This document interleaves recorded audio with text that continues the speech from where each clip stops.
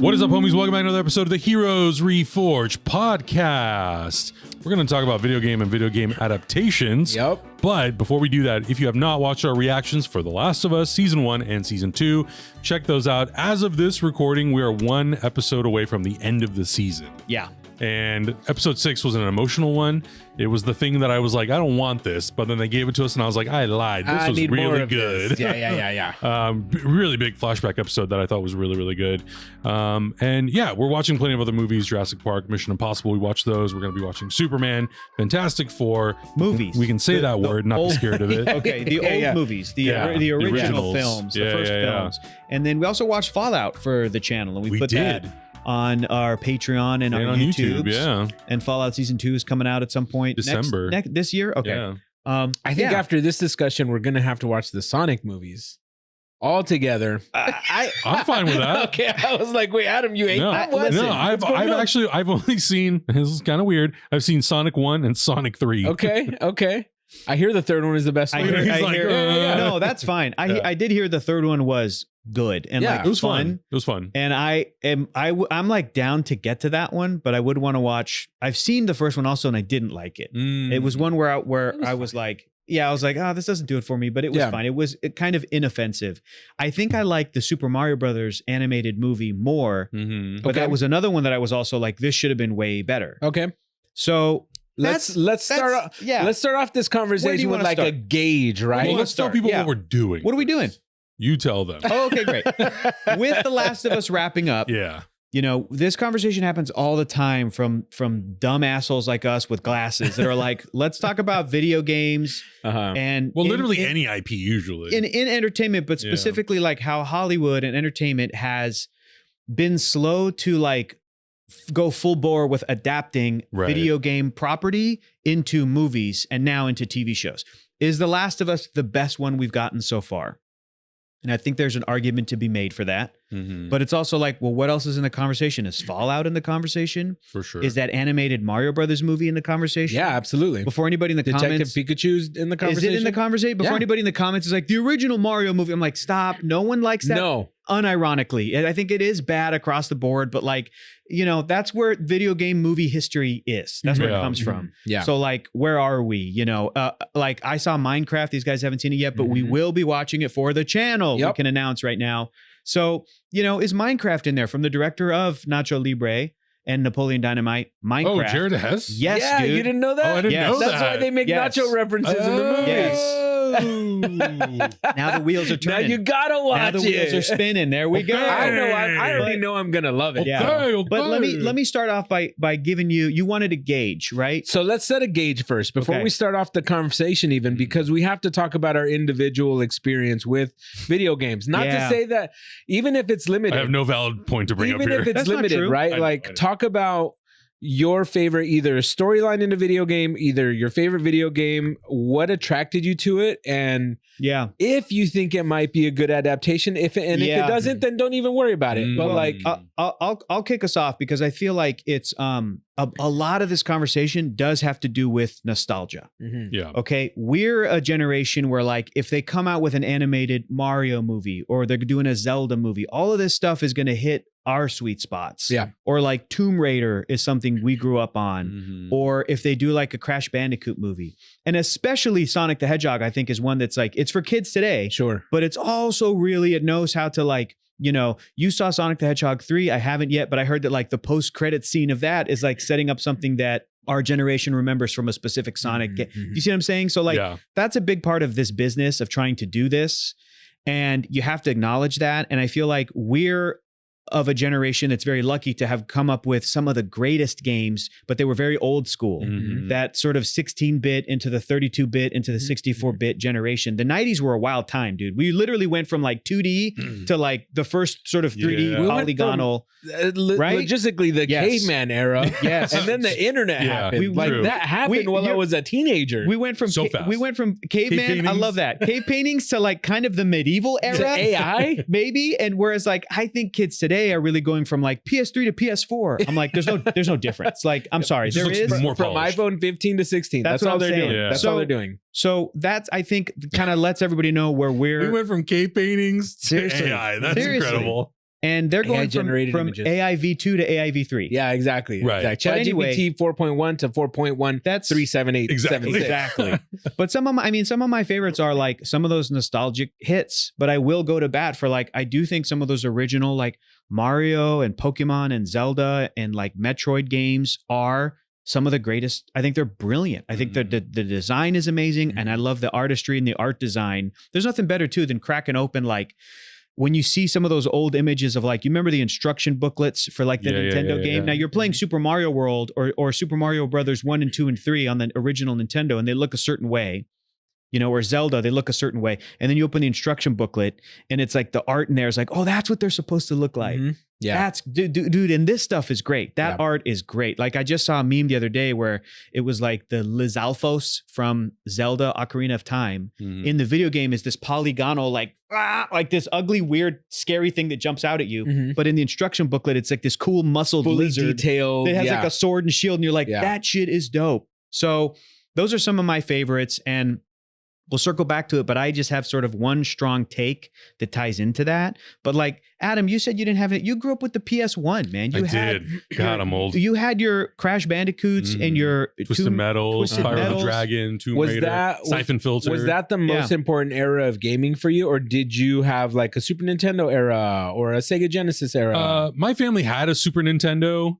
I was not really allowed to touch it because interesting. Well, I don't know about your guys' parents, but my immigrant family, children don't know how to handle electronics, so don't let them near them. Emotional damage. I gotta store. Go. But I got one too many putazos. Like, hey, I got some tea for you, bitch. Strap in. I got a store. I think eventually I convinced my immigrant parents that I was good with technology, so they let me keep my Super Nintendo in my room. The VCR apart to inspect it. Well, there's your problem right there. There's your problem right there. You gotta. You took the thing apart. You crazy. But yeah, so I mean, first game I ever owned was NHL 97. That was my starting off point for the PlayStation 1. Got a point and a nod from producer Mark. Okay, good. But yeah, so then I would say Crash Bandicoot, Twisted Metal 2, Siphon Filter, Star Wars Masters of Terrakazi. Those were some of the games that are like ingrained in my brain as a kid. Tomb Raider also, that are ingrained in my brain. Do you remember? Did you have a PS2 eventually?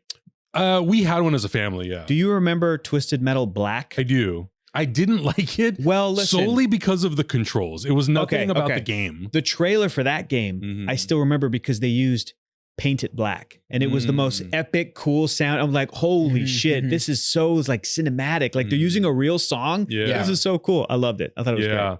So I feel like for me specifically, there has yet to be, and I know that Twisted Metal has had 2 full seasons, I think, and they're making a third. Yeah. I tried watching that show and I got halfway through the first episode and I was completely disconnected from it. And I think part of it is because I mostly know Twisted Metal from the first 3 games and some of Black, but conceptually to me, Twisted Metal is all about the tournament. The tournament and all the characters fighting and destroying the world around them. And because it's a Peacock series, it just doesn't have the scale and the budget to do that. Yeah, man. And it's nothing against Anthony Mackie or anybody else in the cast. Yeah. It just doesn't have what I was expecting from a Twisted Metal series. Like if you're going to do it, it's got to be at the scale of Fallout. It's got to be at the scale of, some of these other shows like The Last of Us or whatever. Big budget movie. And for Twisted Metal, I feel like it would be better suited as a TV series.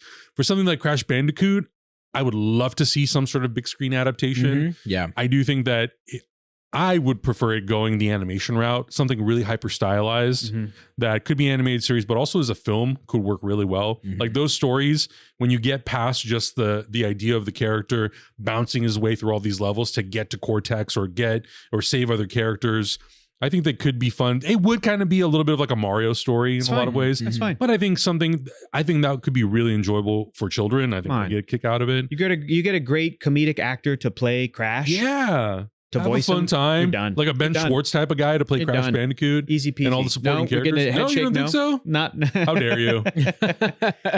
He's like, I want it serious. I want Crash Bandicoot to be serious. I want it to be dark and gritty. No, I don't know.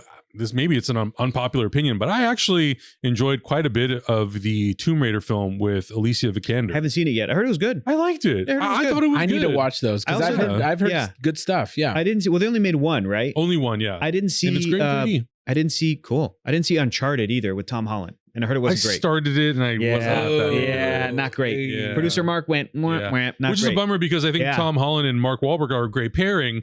But I think for most people, and again, I don't know Uncharted that well, but Tom Holland was just too young of a choice for a lot of people. Interesting. Yeah, that was a whole thing. Hang on. Producer Mark's got thoughts. He's got thoughts. Yeah. That was a whole thing where like these adaptations sometimes have the game makers, developers, the studio, the people that like produce the video game Development working on hell. it and influencing it. Development hell. Yeah. And I think in the case, for years, I think in the case of Uncharted, the Uncharted game people Wasn't were Nathan like, Fillion attached to that for like years to be the lead role? yeah, 2008. Wow. But the thing is that the game people were like, well, we already told those stories in our games, and our Right. games are just as good as movies.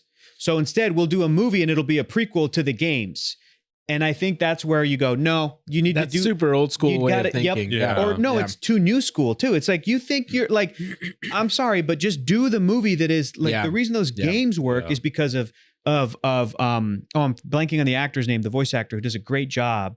He kind of motion captures. He plays Nathan. He plays Nathan Drake. He was also Deadpool really before Ryan Reynolds. God, I'm completely blanking. Can you look him up for me, Producer Mark? Sorry. The only really name that comes to well-known. mind is Troy Baker because that's all I know. But it's like buddies with Troy. But the way that he depicts the character is like what people fell in love with. And he really, that his version in this video game character of Drake is like an Indiana Jones. He's just like so damn charming and so cool. What's that? Not Will Friedle. No. Hang on. Let me look this dude up. Voice of Nathan Drake. It's gonna take me 2 seconds. Boop, boop. But it's like, he's a full-grown adult man. Nolan North. Nolan North is awesome. The internet screaming Nolan North. Okay, I know. I knew it. I just forgot it. We're old and we're on Japan time. So give me a break. I don't know. And I've never heard that name before. So, but anyway, it's Nolan North is a full-grown man.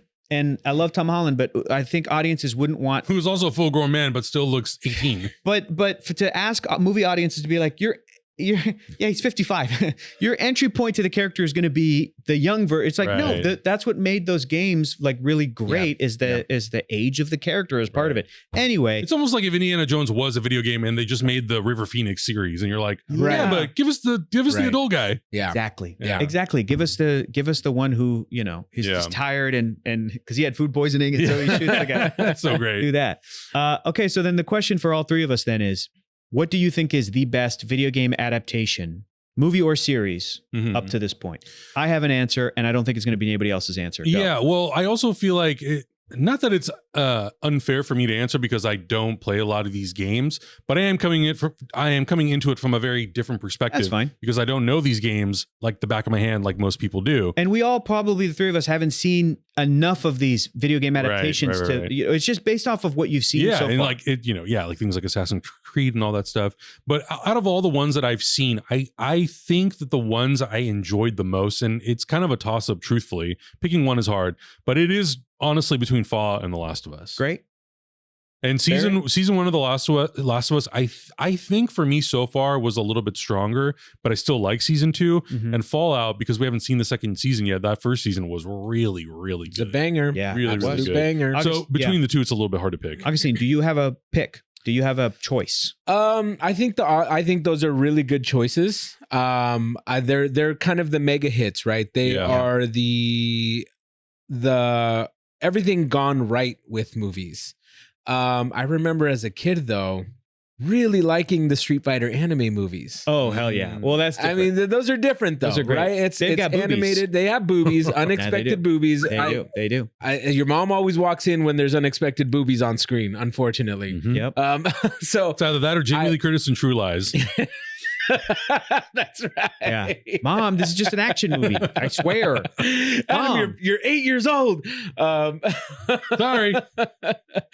So I will say that I tend to skew more towards animated stuff. And so have you seen there's more recent animated like Mortal Kombat films? Have you seen there has been those. The direct to video. I got all those, baby. We can watch them all. Cool. There was one in the 90s that was done so bad. Yeah. I don't know if you guys have seen it, but it was a Mortal Kombat adaptation. It was just Sub-Zero fighting Scorpion. Yeah. And it's the most polygonal, it's bad. But as a kid, I was like, this is awesome. Yeah. Also, that original Mortal Kombat movie, like not great, but that theme song rips, dude. I mean, just for the theme song alone. Kidding me? Just for the theme song alone, that movie is iconic. Right? Okay. So there has been a lot of stuff that kind of just sticks out in my head. I will say, once again, the original Super Mario Brothers movie from the 90s is one of the worst piece of trash movies I've ever seen. Thank you. And I refuse to acknowledge it in the conversation. So that movie doesn't happen. It doesn't exist. It's so funny to me how hard it is to get that Umbrella Entertainment 4K remaster box set. Because everyone they can keep it. That up. And I'm like, you want my DVD for free? Go ahead. Yeah, no. Ryan Unicomb, enjoy it. That's fine. Enjoy it. I'm never going to people who unironically like that movie, but that movie is absolute. Did we even put that reaction on YouTube? I don't remember. I think we did. We should. I think that's up on. I think that's up on. Oh yeah, it is on YouTube. I think it is. Yeah. It is.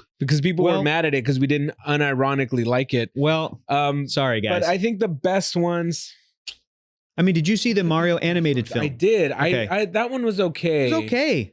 I think it had a lot of really. I wanted to like it more. Like I wanted that style of movie to really take off because I feel like stylistically it's there. It's definitely where it should be. I feel like the script could have taken a couple more passes. For some reason, they want to shy away from the game material a little bit sometimes, where I'm like, okay, it's just kind of there. Yeah. You just kind of really have to do the game. But for the most part, the movie I didn't hate it. I watched it once and I'm like, I think I'm good. I'm good. I am going to buy the 3D version of it though. That's going to come out. I think I will too. I'm definitely going to buy that movie. I want to see it again I think I saw it in 3D in the theaters and you have to. So, but yeah, absolutely. But I feel like there's so much room with the shows like The Last of Us and Fallout to make all of these franchises that we love in video games have that potential to be that good. Yeah. And there's so many other games that are that good that can be to the level of The Last of Us. Like I finished Ghost of Tsushima, and that video game, that is one of the greatest video game experiences I've ever had. That and God of War Ragnarok. Oh my God, dude, that game brought me to tears, mainly because it's fucking hard, but also the storyline. The storyline between Kratos and his son is just like, oh my God, it's a father-son story. I'm not going to spoil it, because it's such a deep and complex story about Kratos understanding his role of what he was and then trying not to continue that generational trauma with his son. Oh my, I'm going to cry just thinking about it. It's so good because... But that would be a really... And I think they're doing it as a show, maybe. I hope so. And I hope ambitious. they do it right. It's really ambitious. It's huge because it has to do with the Greek gods, and like there's the world serpent that's like this serpent that wraps itself around the planet, and then it's like its head pops up in the middle of the game, and it's kind of like you have to kind of fight it at first, but then it's kind of like a helper, but then it's kind of threatening you. It's got so many different levels to it and so many cool different worlds, and you travel to the 7 different levels of Jotunheim, and like all the planets, all the things that like are in the Thor universe are kind of there. Yeah, all the realms, and so it's super ambitious because it's a game. The game is so massive, and I really hope that there is enough people that care about that game on the creator side to like do it correctly and have played it and really kind of understand where it's going, because I feel like that could be one of the greatest adaptations that ever happens. But I would suggest you play the game too. Yeah. Highly suggest. That's one of those that I feel like you need to play the game before you go into that show, because that story arc is so good. Another one that I haven't played yet, but I hear is fantastic, is also the Red Dead Redemption. I played Red Dead Redemption 1, but part 2. Yeah, that's just a Western. You could do that. I have not played that yet, but that's got HBO Max written all over. I know it does. I know, but also like is it too late to have just like another Western show? Is it too blended in with real life to be like, well, it's just another Western show. Why don't you just do a Western show? It's like, it's coming from Rockstar, right? Right. Mm-hmm. So that's a question of, if they were to do their biggest game as a movie, Grand Theft Auto, what the hell would that be? Is it just an action movie in the city?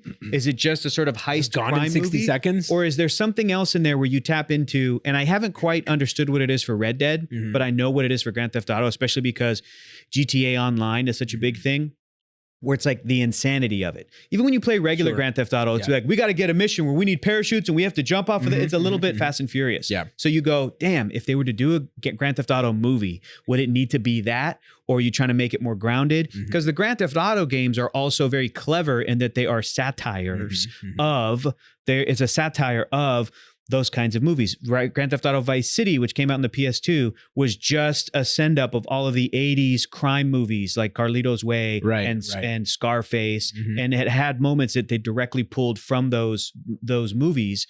And it's like, yeah, then you'd have to do the over the top like scenes where there's criminals and piles of cocaine and, and it's like, should it be taken seriously or not is the challenge of it. And it's tough but some of the Grand Theft Auto stuff, and I think is especially for Red Dead, it is serious, but then some of it's also crazy and like almost over the top like it's difficult to describe. You're doing a video game where you're playing with the tropes from movies. So if you do it as a movie, you'd just be doing the trope. Do you see what I'm saying? And people would be like, well, this is a shitty movie. It's like my problem with Mysterio in Spider-Man, but then they figured it out. They figured out the workaround where it's like, this guy uses movie special effects as his criminal, theme. Yeah, as a superpower. So it would just be a guy with movie special effects. But then they did like hologram technology. I was like, okay, great. You figured it out. So I feel like we also can't ignore all the amazing things that they did in Secret Level.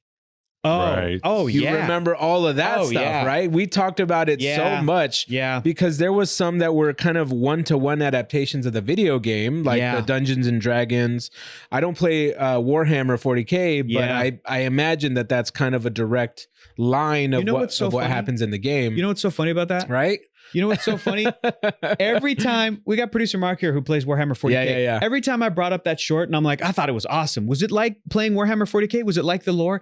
Every Warhammer 40K player is like, it was okay. It's kind of missing. I'm like, what the fuck do you want? What else? And everyone's like, it was all right. Well, they missed this detail. I'm like, that's crazy to me. That's crazy. Anyway. But Secret Level did a lot of really... Secret Level did so many cool things. Armored Core with Keanu Reeves. Incredible. Sick. That was rad. That was rad. One of my favorite ones, the Mega Man short. Jesus Christ, was that good. That's how I imagine Mega Man in my head whenever I love the Mega Man franchise. And whenever I think of Mega Man, the way it was portrayed in that movie is how I remember it. Because that's the emotions I felt when I play it. I agree. And so I think video game movies are in a tricky state where you can do that, but also there is the way you imagine these video games being in your head, because everybody kind of takes it a little bit differently. Right. Yeah. Just like I think a Street Fighter franchise would be great, but I don't think a lot of people would watch a Street Fighter franchise. Well, it depends. It all depends on what it is. Yeah. I think Street Fighter's huge. I think a lot of people would. I think so too, but like in the movie, I mean, we already had one of the greatest actors of all time try, Jean-Claude Van Damme, and it didn't do that well. So but then you think about it and you're like, it's in that same realm as the Mortal Kombat movie. Yes, very cheesy. And the Mario Brothers. Yes. So it's tough, but then at the same time, and I don't think we ever got around to watching the new Mortal Kombat movie on our channel. No. But just from what I heard, it's all right. It was like, it's okay. Yeah. And I'm like, that's kind of a bummer. I was hoping it'd be like really great. Me too. And it looked really cool. Yeah. And like all the characters was fucking sick. All the characters looked exactly like they are stepping out of the games today, and you still watch the movie and you're like, okay. It's because you need a little bit of that secret sauce. The same problems I think arise when you're trying to do a comic book adaptation. For example, when they did Iron Man, you're looking at 40 plus years of comic book history. Are they trying to do early Iron Man comics? Because that's very different than like what was happening then. And do you want to try to find, so if they're going to do a new Street Fighter, it's like, okay, are you going to base it off of like the 90s Street Fighter? Or like, are you going to make it super colorful and real stylized? Or are you trying to like really make it so, and these game series will evolve so much too. Like Mortal Kombat's a great example. It's always been so over the top, but I think Mortal Kombat 16-bit is very different than where they are today. Sure. So you have to kind of play with both. I feel like that's a good opportunity for video game movies like Metroid. Yeah. I think Metroid has such a deep history. I don't know much about it, but I know that the hardcore fans love the lore behind Metroid, which is awesome. I think there's so much of Metroid that lives in the 2D pixelated world, side-scrolling game where it's like, that's what people see in their heads, but also there's enough there. There's enough lore for it to be a fully fleshed out, fully CG'd, super world environment kind of thing. So I think it would be cool to have two different versions of that movie, like a more pixelated, like animated style. What? Yeah, I think it would be rad to have like maybe a live action version with Scarlett Johansson as you gotta go Brie Larson. You gotta go Brie Larson. She's been wanting to play Samus. You could go Brie Larson if she wants to play Samus. She'd be great. But like a live action version that's obviously huge budget, make it happen, maybe even a TV show, who knows. And then you do a pixelated side project. But you can also have like one for the kids, right? Like here's a Metroid, Super Mario. I mean, if there's style. anything that you can do nowadays, it's multiple takes on the similar thing, right? Right, exactly. You know, you look at Predator, for example, Killer of Killers, animated, really cool feature film, and then a live action feature film that looks like it's just a straight up sci-fi horror movie. Right, Spider-Man, exactly. Spider-Verse, Venom movies. You guys probably didn't see Spider-Man. it, but there's a Castlevania anime that's on Netflix. On Netflix, yeah. I've heard it's really good. I loved it. I thought it was really great. And so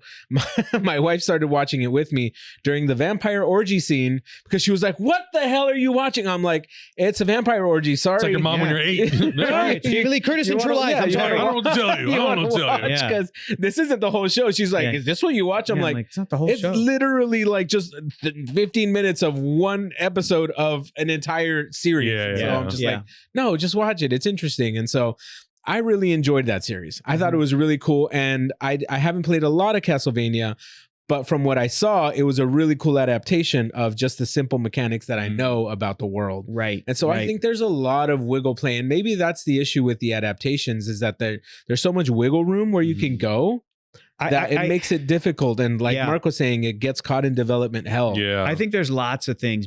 For me, the main problem with why these haven't been continually made and all been good. I mean, at least look at whatever your feelings on it. Look at the success of like Marvel. Right? As soon as Marvel Studios hit with Iron Man 1 and Hulk the same year, the Incredible Hulk, they basically have continued nonstop with Iron Man 2, Thor, and beyond. And they know how to adapt their stuff.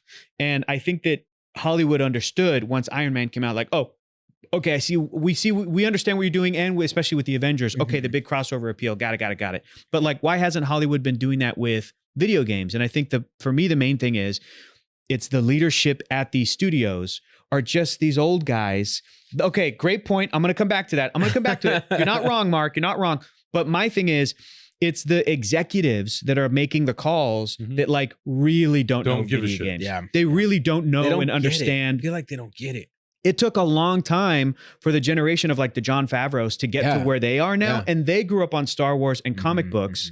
The Rousseau brothers having read comic books when they were kids, that they're like, no, we know what Captain America is. It's not something that needed to be pitched to them. Yeah. You know, so, and that took years and years to kind of get to where we are now. And I just feel like the same thing is happening with video games, where that generation that grew up with them and really understands them at their core, they are not in the leadership positions to be able to be like making those calls. Right. And to be able to support and go, no, if we're making God of War, it needs to be a $300 million movie. Nobody is there at that level that kind of gets it. Mark brought up the point that do video games lack compelling stories? No. And I say, yes and no. It depends on what it is.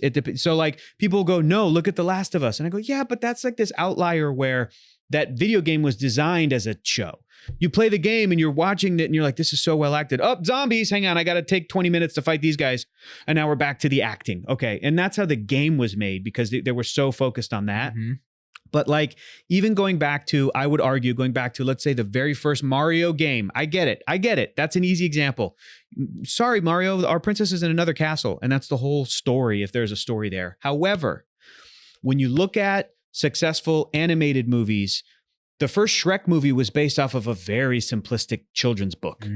Very simplistic. And the writers came in and fleshed it out and they were able to make a really great, compelling hour-and-a-half movie. And I know that Mario has so much lore even now, even with the simplistic earliest versions of Mario, where it's like he goes to the Mushroom Kingdom, he's looking for Princess Peach, he goes to each castle and he's looking for Bowser, but he doesn't find him and instead has to save her at the end of the adventure. You could still extrapolate from that enough of great characters, appealing characters, you know, enough of a story that you're in it, and good enough writing that you're following a very basic hero's journey. Those work in movies. Hero's journeys work in movies. We've seen them. So the Mario animated movie kind of did this, but it's just that the script wasn't strong enough or unique enough, I think. And what they weren't lacking in was like appealing characters for an animated movie. Great. I would also argue too that like, this is a weird side tangent that goes into my point I was trying to make earlier, that my strongest feelings are the reason this hasn't hit in a big way is because movie studios haven't found the Marvel of video games, which to me is just Nintendo. Nintendo is the biggest name in gaming. Nintendo is Marvel and Disney all rolled into one. The fact that somebody hasn't been able to crack Nintendo and go, we're going to do a live action Mario movie, but good, a live action Zelda movie, a live action Pokemon movie, but good, and a live action Metroid movie. And at the end of that, they're going to cross over in Super Smash Brothers, like the Avengers. And then we're going to go from there and do like Donkey Kong Country gets his own movie, Kirby, Star Fox, you know, fucking F-Zero, Fire Emblem. Like Nintendo has so many franchises. Pikmin could be a movie because they're all so distinct and like appealing and cool. And like, if you're looking at even something like Pikmin, it's like, well, how would that work as a movie? Look, don't be cynical. You hire a great writer to take the because I never even played a Pikmin game. I have. Yeah. I didn't get it. Yeah. But what do you know about it? They're colorful. They're weird. They're little fun characters. Yeah. It's a little spaceman that goes. So I'm like, some of those video game projects, I think. Someone out there has got a passion for that. Yeah. And somebody will have a great take, you know, and great casting. And just anything can be good when you hire the right talent. Right. So with some of the Nintendo franchises specifically, I'm like Kirby, I'm like Pikmin, those should stay animated.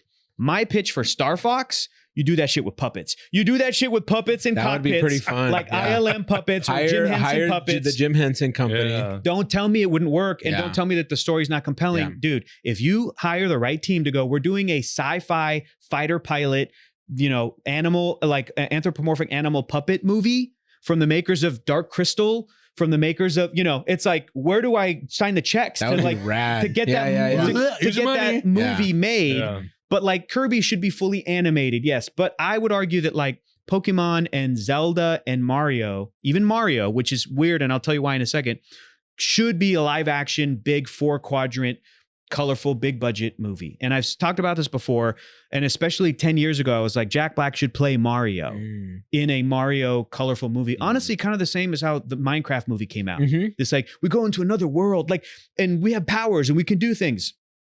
It's all right there. But for me, like, I think Nintendo's struggle was when they were making the animated Mario movie is that they see their characters as cartoons. They're like, why? They're like, this shouldn't be live action. This is a cartoon. It was designed as a cartoon. And I go, yeah, but when you read... Hector goes, like vision. But that's what I'm saying. It's like you need people that, like you were saying, Augustine, that have the vision of like, well, what is this really? And how can we execute it in a cool, fun way? Yeah. You look at old Batman comics, that's a cartoon. Yeah. That's a drawn, rendered character. But somebody was like, this should be a TV show. This should be a live action serial. This should be a Tim Burton movie. This should so on and so forth. So I just think, especially in the case of Mario, that it's like, yes, Nintendo, they're cartoon characters, but also your protagonist is a human Italian American.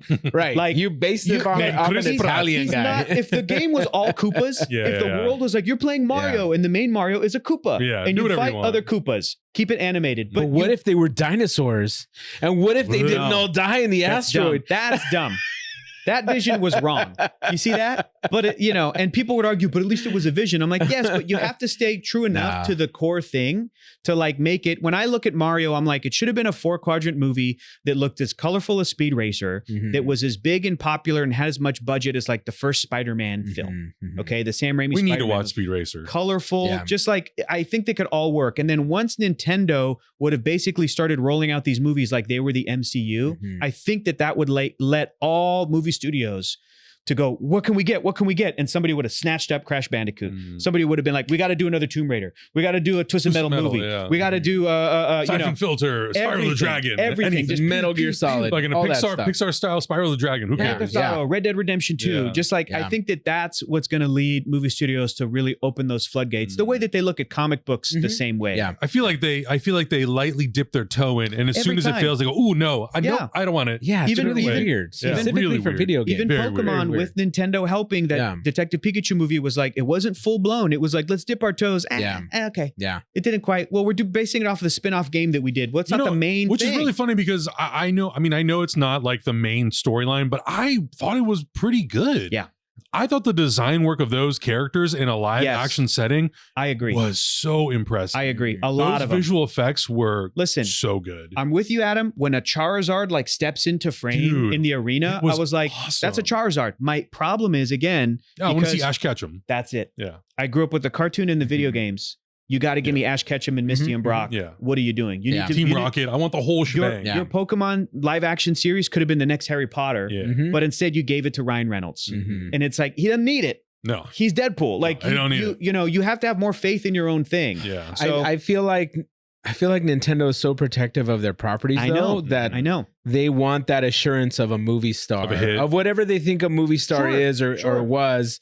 I just think it's such a disservice to the characters you've built and that are like so cool. Like they all stand on their own. All of these characters are so dope, and you should have the confidence that Mario, have the original voice actor of Mario come in. And I thought that choice was so weird. Yeah. The fact that if you're keeping it animated, I agree. This is no shade to the CEOs, the top brass in Nintendo. Yeah. But like the fact that they needed, in order to greenlight it, they needed a Chris Pratt to like be attached to the project. I agree. That sucks, man. I agree. And it's like, I don't know where that came from. Maybe it could have been Universal / Illumination. Maybe it could have been Nintendo. Yeah. But either way, I am 100% in agreement with you. It sucks that have faith in your thing. The star of the movie is Mario, dude. It should be. It should be the star of the movie, and every franchise. Like a Pokemon movie should be Ash and Pikachu until you have 3 movies in and you're ready to go to Johto,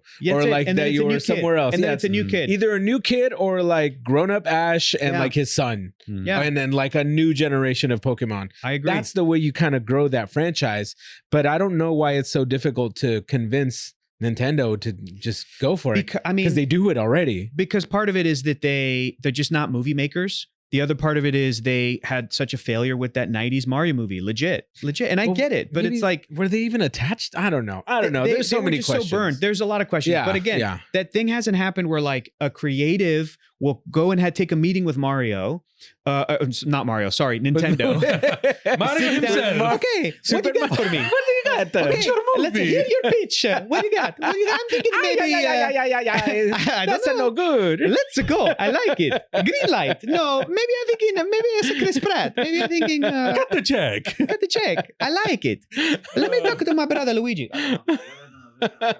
Okay, we come back a counter offer. You make me Detective Pikachu, but it's Ryan Reynolds. And if you don't like it, okie dokie. That's it. Okay, bye-bye. When can we get the Mario Kart movie? That's what I want to do. Mario Kart. But you hire Lamborghinis. Okay, picture this. Instead of a jump high, you put on the boots and they have a spring boot. It's like terrible. They were burned, you know?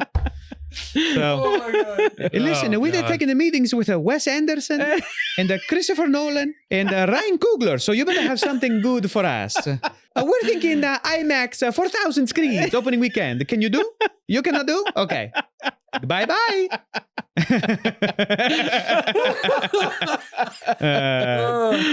Producer Mark, can you please time code that? Yes, you make your movie, but Nintendo gets the deal on the merchandise back door, okay? Okay. Don't fuck me. Don't fuck me. Listen, do you know who is this? Warner Brothers? Illumination? Universal? Hey, it's me, Mario. Do you know who you're fucking talking to? I fucking made this company. And I will burn you to the ground with my fire flower, okay? Napalm, scorched earth, motherfucker. So that's why they didn't have Ash Ketchum in the Pikachu movie then, because Mario didn't want it in there. That's what it is. Oh, okay. Okay.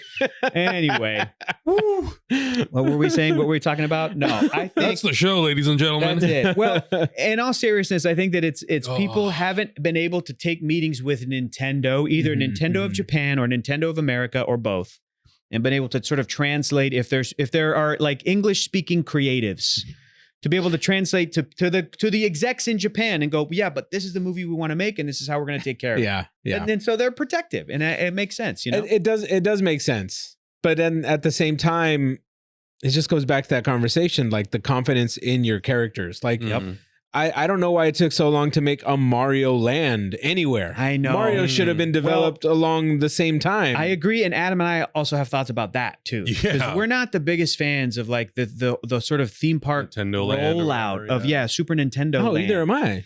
Yeah, I feel like even that, it's like Universal, you guys kind of dropped the ball. Yeah, like, I really did. I was mentioning to Hector, I went to Universal Fan Fest night, and it was really fun. The Back to the Future stuff they had was great. The Star Trek interactive thing that they had was great. And I know part of it is my fault because I went to Super Nintendo Land after 10 when it was technically closed. But I walked in there. It's just one big round room that has beautiful set deck. Like it's beautifully designed. Super the cool. animatronics and all the stuff that they have in there is beautiful. I don't know how to interact with that part. And I know part of it is like, you got to have a wristband and you go up to shit and you beep it. And it, you know, and I'm like, but that's too much of a barrier. Like I should be able to just go in and enjoy it. Right. And and aside from the rides, when you walk in there, there's a gift shop and there's shit to take pictures in front of, and that's it. That's like, it. Yeah. It's kind of a bummer. And they kind of dropped the ball on the big ride too. Bro, I went on that ride, the I Mario did too, Kart ride, and it annoyed me because it's like you put on VR goggles. Yeah. You put on goggles that like you can see the path, but it's still going to give you like an AR advanced reality VR 3D thing. So like you're going and your cart's going about this fast, and the thing you're wearing on your head is like, whoa, speed lines, you're going so fast. And I go, pause. Either do this like Star Tours and the whole thing is VR. Like do it in like just a stationary room, a simulator where we really get to go through a Mario Kart. Or it should have been a rock and roller coaster and it's all just a coaster. Right. Which is a bummer. To do half and half, I'm like, this sucks and not fast. And it's a bummer too because literally next door they've got Transformers the Ride. I know. One of the greatest. Yeah. And it uses that same, like you put on 3D glasses, 3D, right? And it's like Megatron and them coming out at you. It's so good. Yeah. I think that's the and I get it. Like I'm not the biggest Nintendo connoisseur and I don't know Nintendo that well, but I would imagine even for a kid who goes to that park, like, oh, this looks really fun. I know Mario or I know some of these characters. I don't know. Like I was like, all right. So if the characters are there, you take a picture with them, and then what else do you do? It wasn't a great execution. And I hope that there is more. I don't want to say fan service because it's not fan service, but more reverence to the franchise other than the video games. Like the video games are great and I like that they're innovating. But that's part of it, not the whole thing. Yeah, I like that they're innovating the games, and every iteration of Mario that I've seen come out, even like the newer ones where he's got new powers and he's got whole teams with them. All the and new games. You can play with 4 to 6 people up on the screen. They're awesome. And They're amazing. I love the Mario Party games. I don't know if you guys have played those, but they're super fun. New Mario Kart on the Nintendo Switch 2 looks great. It all looks like the games are great. I just need that kind of energy for a movie franchise. Or the theme park execution. Or a theme park execution. Which, talking about theme park execution, Hector and I had our asses blown out of our ass when we went to... That's double blown. Yeah, it was. Straight up. That's like 4X blown out of your butthole. We went to Disneyland in Fantasy Springs in Tokyo, like Tokyo. Disney Sea. Yeah. And the Peter Pan ride. Jesus Lord, dude. Almost made me cry. I never want to pay for another Disneyland ticket again. Bro. Fantasy Springs is so good, dude. Wow. You want to talk about execution, like Augustine said, the theming, the ride, the technology, the innovation, the storytelling. It's phenomenal. Think of a ride like the Transformers ride at Universal, but then modified and enhanced. No, it's just a ride. Yeah. It's enhanced, but like done. It's the first time I felt Disney was on the cutting edge of something in a long time. Because the way they bring up, it's all in 3D. You have to wear 3D glasses, which is awesome. Light one's easy. Light 3D glasses. but you get in and they build out the sets so that the 3D kind of like moves in between practical sets. As you move around on one of these wild, dude. That's cool. You know, and like so there's the Native American scene. What's her name? Tiger Lily? I think so. Tiger Lily. The Native American girl.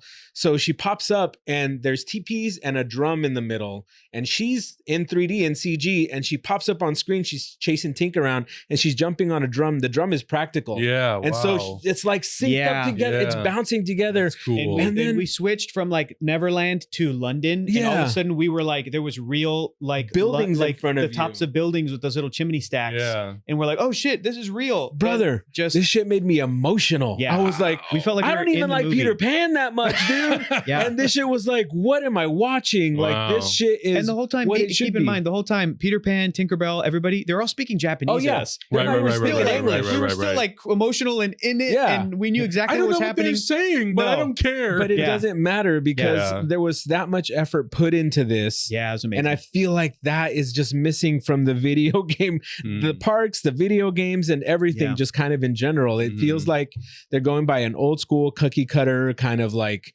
we don't know what we want to do, and we don't want to make executive decisions on this because we don't want to fuck it up. Right. But we didn't even bring up Resident Evil in this conversation. Right. Like, look at those movies based off of a super successful video game franchise. And those movies were just kind of petered out into like nothing. Yep. Which sucks because those games are so much fun. Yeah. And I mean, I don't know even what to do to if you were to fix something like the Resident Evil franchise, because it's like, it's now so baked into nostalgia that if they don't make a Resident Evil movie with Mila Jovovich, and like, I don't think it will work. Right. Unless she's such a big part of that franchise now. But all those movies were so doo-doo. They were so bad. It's really tough, man. I don't know. I think that going back to what I mentioned earlier and I haven't brought up yet, my example for I think what is the best video game movie. Are you going to do another Mario thing? Because I might have to strap myself into this chair. Why? No, this is so funny. Thank you. No. No, that was the best it's going to get, Adam. That was the best it's going to get. No, my pick for I think the best video game movie, and I might even like it more than The Last of Us, maybe, is, even though The Last of Us is very, very well done, and so is Fallout, is the movie Werewolves Within, which is technically based on a video game. It's a comedy. That's the animated movie. one? It's not animated. It's live action. It's a comedy horror movie. Okay. We should watch it for the channel. It's another one that I thought was just so great and so funny and so perfectly executed for what the vision is. It's got Sam Richardson. It's got Milana Vaintrub. They're so funny as the leads, but the whole ensemble cast, and it's just sort of like they're in a cabin. They're in a I would say like a log cabin hotel thing, almost not like full on like The Shining, but like it's in a small town, and then there's killings that start happening, and they don't know who it is, and then they figure out it could be a fucking werewolf, and who's the werewolf, and cool. And it's solid, and it is again technically based on a game I had never heard until I saw the film. But the story of that is like when that was made, the game developers are like, great, do whatever you want, go for it, and they really had the freedom to do this film version, and it was awesome. So I always go to bat for that film and go, I think that's the best. Because it's like a 5 out of 5 for me. Like, it's so funny and so cool. Yeah. So that's my favorite. Whereas everything else we've talked about has like varying degrees of like, oh, well, they could have done this better. They could have done that better. But it's, it's one of those like answers. It's on a technicality. Is it truly a video game? That's the other thing. When you're making a movie or TV show, do you have to try to capture, other than the story in the game, do you have to try to capture that other thing that's there beneath the surface that you experience as the player of the video game? I think that is a little harder. It's a little more intangible. The Dungeons and Dragons short we saw, which is based off of the role-playing game, I think captured the sort of like friendship, the bonding that you get when you're playing a D&D campaign. When that character stood by and then the other one got up next to it, I was like, I got chills. I'm like, that's D&D. Yeah. When you have those moments. And so I remember the Doom movie starring Dwayne Johnson, had a quick second of like a first person perspective with the gun. That's what the game is. And it's like, that's what the Doom game is. But also that whole movie didn't really look like Doom, the game, right? They made it too generic and too like regular tactical, just like boring shit. And it didn't have that zany, like you're in hell fighting demons and this is what the demons look like type of a vibe. You brought up Dungeons and Dragons, the D&D movie with Chris Pine. Also, that is another really good example. And I don't even know D&D that well. Well, you do. But watching that movie and from everything that I do know, I was like, damn, this has been the thing that has motivated me the most to want to play D&D. Because it captures the feeling, right? So it's like, if you're making a Mario movie, yes, you're capturing the characters, the design, the world, the story, but like, do you have to try to capture the feeling? Mm-hmm. What is the feeling we've gotten historically when we play Mario games? There's feelings of like, oh man, I fell. Damn joy, it, this part's impossible. Mm-hmm. We did it. Yeah. And sometimes it's hard because every individual person is going to have a different feeling. 100%. And someone's going to be more frustrated, more excited, more this, more that. Yeah. And that sometimes can also be hard to fulfill. We haven't seen it yet, but a little preview. I think that the Minecraft movie, from the little I know of the Minecraft video game, and the experience people have playing it, I think the Minecraft movie captured it because it's so weird. Yeah. Does that make sense? Yeah. It's weird and funny, and there's creativity involved. Mm-hmm. And there's a part of the movie that's a little bit like, it's like the Lego movie. The Lego movie is a great example. God damn, that movie is not just a Lego movie. It's a movie about what it means to play with Lego. Mm-hmm. And at the end, when the dad, Lord Business, realizes he needs to stop gluing his shit together and let his kids play with it and look at the creativity that his kids made, it can make you cry. Yeah. And you go, that's the point of this toy and what it has done for humanity since the toy became a thing. The Barbie movie is another great example. Fuck, man. That's a great movie. And that movie, I think, to me, captures what Barbie doll means to young girls and to kids and to everybody. And it does it with a feminist lens because it is feminist. It's as it should be. It opens with those dolls, the old school dolls being smashed because that's how radical and revolutionary Barbie was. And let little girls pretend to be something other than a mother, which is fine to want to aspire to be a mother, but like, it's also fine to want to aspire to be an astronaut. And then that's what Barbie did. So it's like, you have to find that extra layer of like, can we capture the feeling and the thing that I think after a video game comes out and becomes successful, like what people put onto it, what the audience puts onto it. And I mean, it's difficult to eliminate such an important mechanic of the media experience, right? Like the video game, you're inputting the controls, you're in D&D, you're rolling the dice. It's you're in the story. You're in the story. And to capture that, it is a challenge. It's difficult to capture that. Obviously not impossible because we have so many. I mean, I wish we had more successful video game movies, but or franchises, but we have so many projects that can prove that it can be done. Yeah. And the more we talk about this, the more I think about how much I love Secret Level. I feel like that was just so successful on all fronts, even to get me at least interested in a game like that Arnold Schwarzenegger game. Yes. I was like, dude, what is this? Is just a weird or whatever story. It was. Yeah. But now because I know Arnold Schwarzenegger is attached to it, I'm like, I'll go play it. Like, that's cool. What am I missing? Or the one that you actually did buy and I was playing at your house, the martial arts Sifu. one. Yeah. Sifu. I bought Sifu. Great. Yeah, I did buy Sifu because that game that was done so well, and it was done in it was a 5-minute short. It was just done so well that I'm like, I need all of these things. I want to dive into this world because this thing was just done so well.